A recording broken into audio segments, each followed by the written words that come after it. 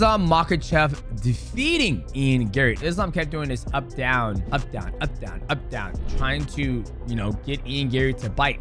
Boom. And this is where he gets it. He does the famous lace him up. He laces up the legs, crawls with the body, and then Ian Garry turtles and runs to the cage. You guys gotta remember, when you're watching this fight, Islam's always trying to get to Ian, and Ian's always trying to get away from him.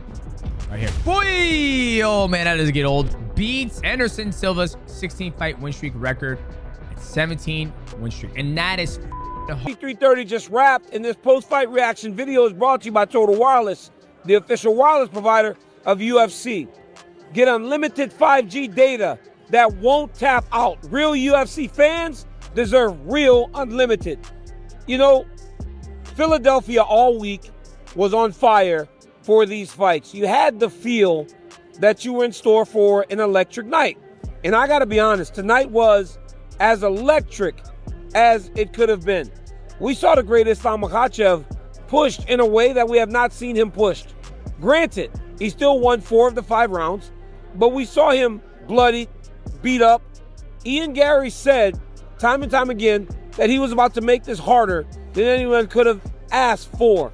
As Miles is breaking down the desk, guys, I went upstairs and came back.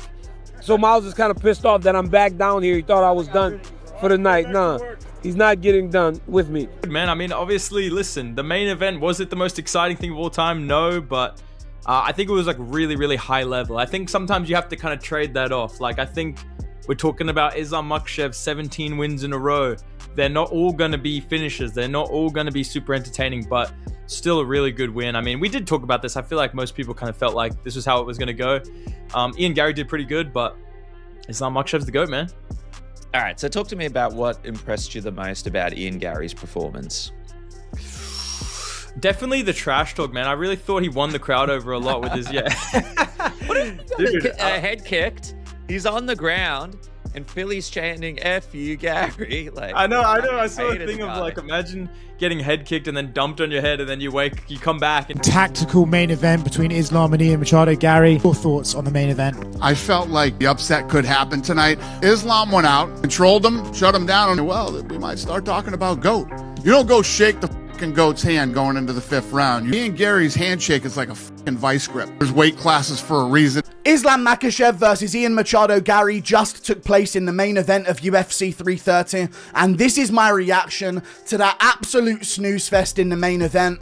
Other than one moment in round 2 where Islam Makhachev head kicked Ian Garry and caught him with the toes at the end of the head kick and knocked him down. Ian Garry gets right back up. Islam Makhachev scores a head and arm throw takedown. Other than that one moment in that 30-second sequence, Islam Makhachev didn't do any harm whatsoever to Ian Garry, but he has won this fight, in my opinion, which goes to show maybe how little Ian Garry capitalized where he should have. But I thought this was a 48-47 decision for Islam Makhachev. I had him winning rounds 5. The MMA world expected a massive test for Islam Makhachev at UFC 330, but very few people expected the fight to unfold the way it did. Between every round, Ian was saying something to you, kind of trying to give you a hug, touching you on the head. Beginning of the 5th round, he high-fived you. Dana White said he hates that. He wish you guys would just... Bro, honestly, I don't understand, man. This is the fight. This is not something we have to, like, hug each other every round, We're going to war to broke the face, to broke the eye, That's why I respect all my opponents. But Jan, I don't know. He respect too much. What did he say to you after the fight? Because it looked like he came. He just said, "I fight today with the greatest fighter." Yeah, I respect him. He's a good guy, very kind. But this is the war. Look my face. I just come to beat everybody. It's not some things you have to play. This is fight. This is not game. Islam Makhachev walked into the Xfinity Mobile Arena in Philadelphia with the UFC Welterweight Championship on the line and history within reach, while Ian Machado Garry entered the octagon with the size, reach, movement, and striking ability that many believed could create serious problems for the pound-for-pound king. Bro, we have to fight before Ramadan, 100%. Before Ramadan, okay. So you're shooting for January. Of course. January, end of the year, we have to fight. Maybe even the end of this year. Yeah, because I'm not like 20-somethings. I'm 34 years old, and I have to fight soon as possible because I'm not cut much weight. I don't have like any big injuries, just have to maybe double check my nose. That's it. When the final horn sounded, Makhachev had his hand raised once again, defeating Garry by unanimous decision with scorecards of 49-46, 49-46, and 48-47. But this was not the effortless domination some fans expected. Instead, the 5-round battle produced a performance that left the MMA world talking.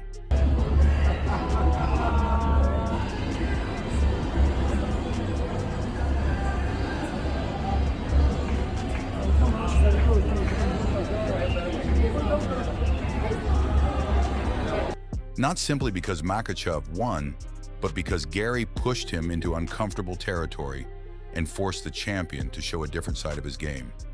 Coming into UFC 330, the stakes could hardly have been higher for Makhachev. He was already considered one of the greatest fighters of his generation, but this fight carried another historic opportunity. He did nothing! Just boring dude. He landed a head kick in round 2, and other than that, he did nothing! For 20 minutes! He did That's the truth! 0! He caught him with a head kick in round 2, and other than that, he did nothing! The whole fight! A victory would give him his 17th consecutive UFC win, moving him past Anderson Silva for the longest winning streak in UFC history. That meant Makhachev was not only fighting to defend his welterweight championship, he was fighting to add another piece of history to an already extraordinary resume. Garry, meanwhile, represented one of the most difficult stylistic challenges available. At 28 years old, the Irish contender possessed a significant height and reach advantage and had developed a reputation for controlling distance, mixing kicks with long punches, and making opponents work just to get close to him. Ian Garry's pretty damn good with his takedown defense. Very good. That's what the story is here. Islam Makhachev had to figure out how to defeat a guy who's extremely difficult to take down, even more difficult to hold down, and has some pretty dang good grappling of his own, and he did that beautifully. He had the control time in at least 3. I gave him 4 rounds. I think one judge had it 3 rounds to 2, but to win a decisive victory over Ian Garry, there's a lot of good things that you can say about Islam's performance. And oh, by the way, he also had the most significant strikes of the fight. He landed the bigger punches, in my opinion. Yeah. He landed the big head kick. I know his nose was busted up, but he said that came from a headbutt. Ian landed some good jabs, but if anybody was very close to ending the fight, it was Islam. Ian Garry, nowhere in that 25-minute period of time was... The opening round immediately showed why the matchup was so fascinating. Makhachev did what Makhachev has done throughout his career. He looked for ways to close the distance, get his hands on his opponent, and turn the fight into a battle of positioning and control. Garry, however, was not simply standing in front of him waiting to be taken down. He used his frame, movement, and striking to create problems, forcing Makhachev to constantly adjust his entries. The champion still found opportunities to impose his grappling, and once Makhachev gets his hands locked around an opponent, the entire fight can change in seconds. His ability to chain wrestling attempts together, transition between positions, and maintain pressure remained one of the biggest differences between the two fighters. By the end of the opening stages, it was clear that Garry was going to make Makhachev work for every minute of this championship fight. Then came one of the biggest moments of the fight. During the second round, Garry was doing solid work in the clinch when the two fighters separated, and Makhachev suddenly fired a head kick that sent Garry crashing to the canvas. It was the kind of moment that reminded everyone that Makhachev is not simply a grappler who wins fights through takedowns and control. His striking has evolved dramatically throughout his career, and against Garry, that evolution became extremely important. Garry survived the danger and continued fighting, but the knockdown gave Makhachev a major momentum swing and showed that the champion could hurt a much taller opponent even when the fight was not unfolding entirely on his terms. What made the fight particularly surprising was how competitive Garry remained after being hurt. Instead of mentally collapsing or allowing Makhachev to completely take over, Garry continued to fight intelligently. His kicks became important, his distance management forced Makhachev to reset repeatedly, and he showed impressive composure against one of the best control fighters in the sport. Official statistics showed just how unusual the fight became. Makhachev landed 7 of 15 takedown attempts and accumulated 12 minutes and 30 seconds of control time.